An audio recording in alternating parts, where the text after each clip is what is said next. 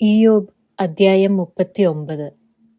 പാറയിലെ കാട്ടാടുകളുടെ പ്രസവകാലം നിനക്കറിയാമോ? മാൻപേടകളുടെ ഈറ്റുനോവ് നീ കാണുമോ? അവയ്ക്ക് ഗർഭം തികയുന്ന മാസം നിനക്ക് കണക്കുകൂട്ടാമോ? അവയുടെ പ്രസവകാലം നിനക്ക് അറിയാമോ? അവ കുനിഞ്ഞു കുട്ടികളെ പ്രസവിക്കുന്നു, ക്ഷണത്തിൽ വേദന കഴിഞ്ഞു പോകുന്നു. അവയുടെ കുട്ടികൾ ബലപ്പെട്ട് കാട്ടിൽ വളരുന്നു. അവ പുറപ്പെട്ടു പോകുന്നു, മടങ്ങി വരുന്നതുമില്ല. കാട്ടുകഴുതയെ അഴിച്ചുവിട്ടതാർ? വനഗർദ്ധബത്തെ കെട്ടഴിച്ചതാർ? ഞാൻ മരുഭൂമിയെ അതിന് വീടും ഉവർനിലത്തെ അതിന് പാർപ്പിടവുമാക്കി.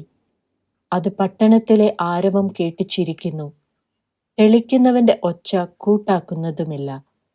മലനിരകൾ അതിന്റെ മേച്ചിൽപ്പുറമാകുന്നു, പച്ചയായതൊക്കെയും അത് തിരഞ്ഞു നടക്കുന്നു. കാട്ടുപോത്ത് നിന്നെ വഴിപ്പെട്ടു സേവിക്കുമോ?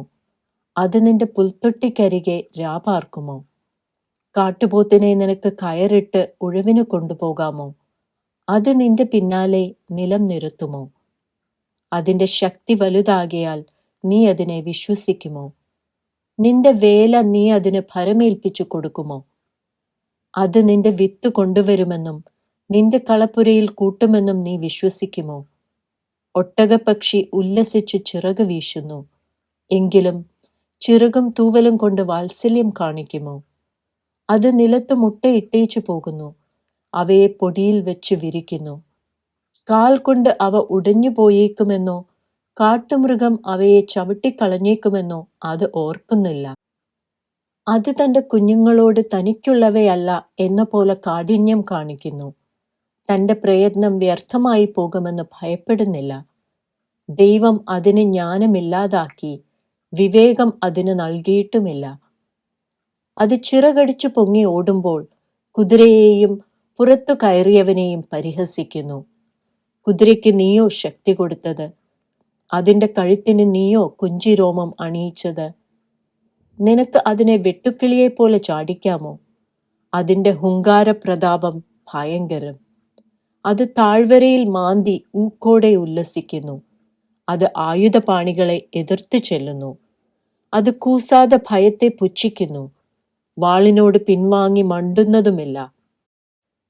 അതിന് എതിരെ ആവനാഴിയും മിന്നുന്ന കുന്തവും ശൂലവും കിലുകിലുക്കുന്നു. അത് ഉഗ്രതയും കോപവും പൂണ്ട് നിലം വിഴുങ്ങുന്നു. കാഹളനാദം കേട്ടാൽ അത് അടങ്ങി നിൽക്കയില്ല. കാഹളനാദം ധ്വനിക്കും തോറും അത് ഹാ ഹാ എന്ന് ചിനയ്ക്കുന്നു. പടയും പടനായകന്മാരുടെ മുഴക്കവും ആർപ്പും ദൂരത്തു നിന്നു മണക്കുന്നു. നിന്റെ വിവേകത്താലോ പരുന്തു പറക്കുകയും ചിറക് തെക്കോട്ട് വിടർക്കുകയും ചെയ്യുന്നത്? നിന്റെ കൽപ്പനയ്ക്കോ കഴുകൻ മേലോട്ട് പറക്കുകയും ഉയരത്തിൽ കൂടുവെക്കുകയും ചെയ്യുന്നത്? അത് പാറയിൽ കുടിയേറി രാപാർക്കുന്നു, പാറമുകളിലും ദുർഗത്തിലും തന്നെ. അവിടെ നിന്ന് അത് ഇര തിരയുന്നു, അതിന്റെ കണ്ണ് ദൂരത്തേക്ക് കാണുന്നു.